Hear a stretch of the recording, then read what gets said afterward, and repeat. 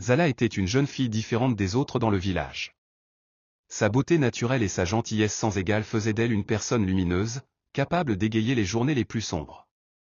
Mais derrière son sourire radieux se cachait une histoire marquée par la douleur et les épreuves. Sa mère était décédée alors qu'elle était encore enfant, la laissant seule avec son père.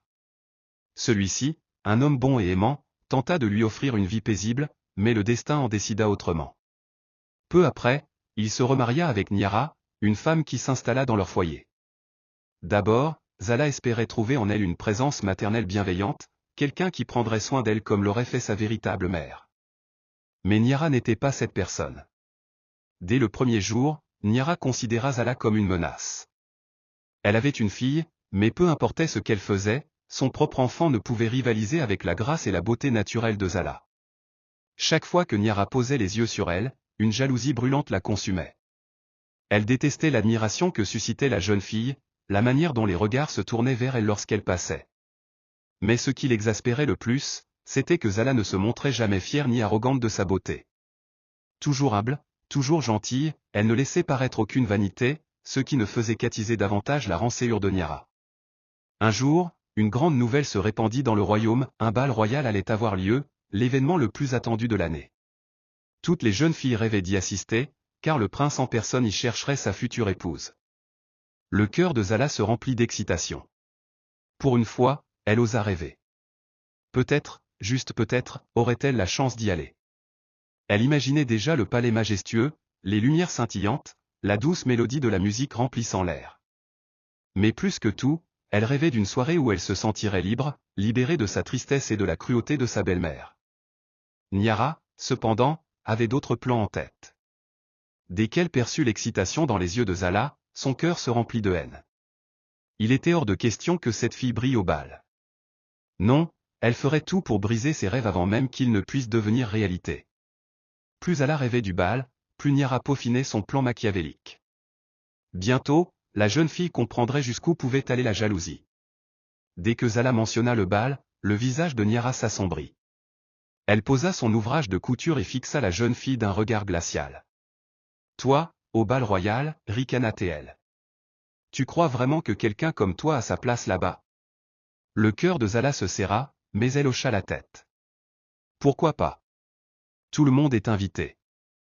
Je veux juste voir le palais, danser. » Niara éclata d'un rire sec, moqueur.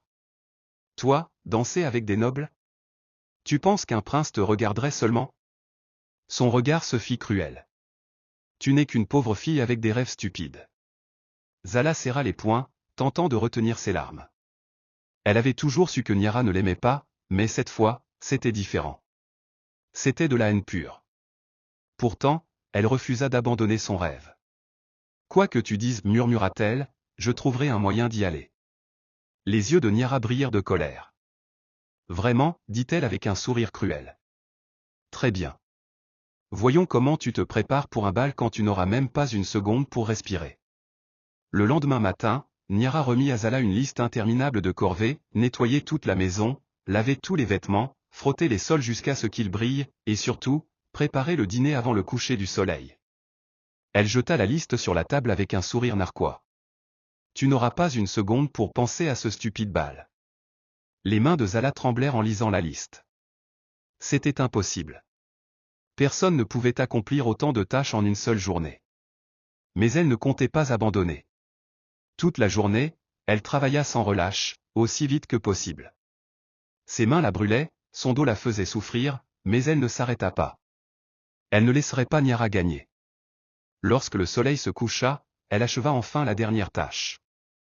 Essuyant la sueur sur son front, elle se permit un sourire. Peut-être, juste peut-être, pourrait-elle encore y arriver. Mais Niara l'avait observée depuis le début. En voyant Zala encore debout, l'espoir dans les yeux, elle sut qu'elle devait aller encore plus loin. « Tu penses toujours aller au bal » murmura Niara d'une voix étrangement douce. Elle s'approcha, serrant fermement les ciseaux qu'elle tenait en main. « Voyons voir à quel point tu seras belle après ça. » Cette nuit-là, tandis que Zala dormait paisiblement, Niara glissa dans sa chambre. D'un geste rapide, elle saisit une poignée des longs cheveux soyeux de la jeune fille et commença à les couper. La nuit était silencieuse, seul le souffle calme de Zala résonnait dans la pièce. Mais alors qu'elle rêvait du bal royal, des lumières scintillantes et d'une musique envoûtante, quelque chose d'horrible était en train de se produire. Niara se tenait au-dessus de son lit, les ciseaux à la main, le cœur battant d'excitation plutôt que de culpabilité. C'était son moment. Si elle ne pouvait pas empêcher Zala d'aller au bal, elle s'assurerait que plus jamais personne ne la regarde de la même façon. Un sourire cruel s'étira sur ses lèvres alors qu'elle coupa une autre mèche. Au matin, un cri retentit dans toute la maison, si fort qu'il fit trembler les murs. Les oiseaux perchés à la fenêtre s'envolèrent effrayés. Zala était devant son miroir, les mains sur la bouche, les yeux écarquillés d'horreur. Ses cheveux. Ses magnifiques cheveux avaient disparu, coupés de manière irrégulière, certaines mèches dépassant dans tous les sens, d'autres presque inexistantes. Niara apparut à la porte, un sourire narquois aux lèvres. « Qu'y a-t-il, ma chère? Tu n'aimes pas ton nouveau look ?» Mais au fond d'elle, Zala refusa de se laisser abattre. Elle se redressa, déterminée, et courut chez la vieille femme sage du village. Celle-ci l'accueillit avec bienveillance et lui rappela que la beauté ne réside ni dans les cheveux, ni dans les vêtements, mais dans la force intérieure. Rassurée et inspirée, Zala se prépara pour le bal avec un foulard magnifiquement noué et une robe simple mais élégante. Lorsqu'elle entra dans le palais, tous les regards se tournèrent vers elle. Mais ce n'était pas de la moquerie qui se lisait dans les yeux du prince Jabari. C'était de l'admiration. Il avait vu des centaines de femmes ce soir-là, mais aucune n'avait capté son attention comme Zala. Elle était différente. Une force silencieuse brillait dans son regard, plus éclatante que tous les bijoux de la salle. Et alors qu'elle avançait sur la piste de danse, elle savait qu'aucune humiliation, aucun obstacle ne pourrait jamais l'empêcher d'être elle-même. Un groupe de jeunes nobles regardait Zala. L'une d'entre elles, une fille aux longs cheveux soyeux, esquissa un sourire moqueur. « Pauvre fille, dit-elle assez fort pour que Zala l'entende. Elle s'est coupé les cheveux pour ressembler à un garçon. » Les autres restèrent stupéfaits. Avant que Zala ne puisse répondre, une voix forte et assurée résonna dans la salle. « Je ne suis pas d'accord. » Le silence tomba instantanément. Le prince Jabari venait d'avancer, sa voix grave remplissant la pièce. « Elle est la plus belle femme ici ce soir. » Ses yeux croisèrent ceux de Zala, un léger sourire se dessinant sur ses lèvres. La beauté ne réside pas dans la longueur des cheveux, mais dans la manière dont une personne se tient et se présente au monde. Un murmure d'étonnement parcourut la salle. Le cœur de Zala battait à toute allure. Pour la première fois de sa vie, quelqu'un la défendait. Et pas n'importe qui, le prince lui-même. Niara, qui observait la scène de loin, sentit son sang se glacer. Non. Ce n'est pas comme cela que les choses étaient censées se passer. Pas du tout. Dans un coin du grand bal, Niara serra les bords de son châle si fort que ses articulations blanchirent. Cela ne pouvait pas arriver. Pas à elle. Pas à Zala. Elle avait tout fait pour la détruire. Elle lui avait coupé les cheveux, humilié, écrasé ses rêves. Et pourtant, elle était là. Debout, au milieu du bal, brillant comme une étoile. Les gens ne pouvaient s'empêcher de la regarder. Mais ce n'était ni de la pitié ni de la moquerie, comme Niara l'avait espéré. Non. C'était de l'admiration. Assis sur leur magnifique trône, le roi et la reine se penchaient en avant, captivés. Elle se tient avec une telle grâce, murmura la reine à son mari. Elle est différente des autres, dit le roi. Il y a de la force dans son regard. Niara sentit son ventre se tordre. Elle voulait hurler. Comment? Comment cela pouvait-il arriver? Puis vint le coup de grâce. Le prince Jabari s'avança vers Zala, ses yeux sombres et perçants, et tomba amoureux d'elle. La musique devint plus douce. La foule retint son souffle. « Voulez-vous m'offrir cette danse ?» Sa voix grave résonna dans toute la pièce. Un murmure d'étonnement parcourut la foule.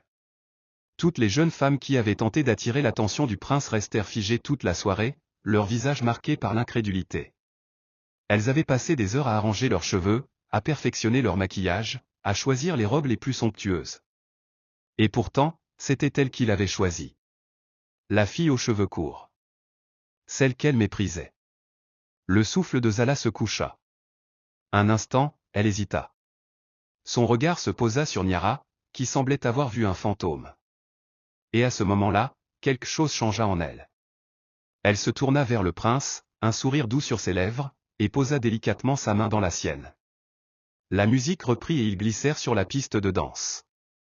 Zala se mouvait avec une aisance naturelle, sa robe légère flottant autour d'elle. Son cœur battait plus fort à chaque pas. Le toucher du prince était à la fois ferme et délicat. Ses yeux ne la quittaient pas une seconde. Autour d'eux, les murmures reprirent. Mais cette fois-ci, ce n'était pas par cruauté. Elle est belle. Elle est tellement confiante. Le prince semble totalement enchanté par elle. Dans son coin, Niara sentit sa tête tourner. Son plan parfait avait échoué. Elle avait essayé de détruire Zala. Mais au lieu de cela, elle l'avait rendu inoubliable. Et il n'y avait rien qu'elle puisse faire pour l'arrêter. Alors que les dernières notes de musique s'éteignaient, le prince Jabari tenait toujours la main de Zala, son regard ancré dans le sien. Toute la salle retenait son souffle, se demandant ce qui allait se passer. Le cœur de Zala battait la chamade. Elle ne s'était jamais sentie aussi vue, aussi précieuse. Mais rien ne pouvait la préparer à ce qui se passa ensuite. Jabari prit une profonde inspiration et se tourna vers la foule. « J'ai rencontré de nombreuses femmes nobles, dit-il d'une voix claire et forte. Elles sont belles, gracieuses et charmantes. Mais ce soir, j'ai trouvé quelqu'un qui est bien plus que cela. » Il se tourna vers Zala, son expression se radoucissant. « Elle est force, bonté et courage. » Un silence suspendu s'installa. Puis, d'une voix pleine de sincérité, il demanda, « Zala, auriez-vous l'honneur de devenir ma femme ?» Un murmure choqué parcourut la salle. Les femmes se portèrent les mains à la poitrine, les hommes échangèrent des regards étonnés. Niara ? Elle était sur le point de s'effondrer. Non, cria-t-elle en traversant la foule. Son visage était déformé par la rage. C'est absurde. Elle n'est personne. Elle n'a ni titre ni richesse. Elle ne vous est pas digne, Votre Altesse. Mais quelque chose avait changé dans la salle. Les mêmes personnes qui murmuraient dans le dos de Zala la regardaient maintenant avec admiration. Assis sur leur trône, le roi et la reine observaient la scène avec attention. Ils échangèrent un regard complice et inclinèrent la tête avec approbation. Personne ne prêtait plus attention à Niara. Un tonnerre d'applaudissements et des cris de joie retentirent dans la pièce. Le prince prit doucement ses mains et les embrassa, scellant ainsi leur avenir ensemble. Niara, elle, resta figée. Seule. Ignorée. Oubliée. Elle avait tout perdu. Au fil des jours et des semaines, l'histoire de Zala se répandit aux quatre coins du royaume. On chuchotait l'histoire de la fille aux cheveux courts, celle qui avait surmonté la jalousie et la cruauté, celle qui avait prouvé au monde que la vraie beauté ne résidait pas dans l'apparence, mais dans l'âme. Son histoire devint une légende. Une source d'inspiration pour tous ceux qui s'étaient un jour sentis petits ou indignes. Les jeunes filles la regardaient avec admiration, apprenant d'elle une leçon précieuse. La beauté ne résidait pas dans la conformité aux attentes du monde, mais dans l'acceptation de ce qui nous rend uniques. Depuis lors, le royaume prospéra, uni par les leçons que Zala leur avait enseignées. Si vous avez aimé l'histoire de Zala, n'oubliez pas de liker, partager et vous abonner pour plus d'histoires inspirantes.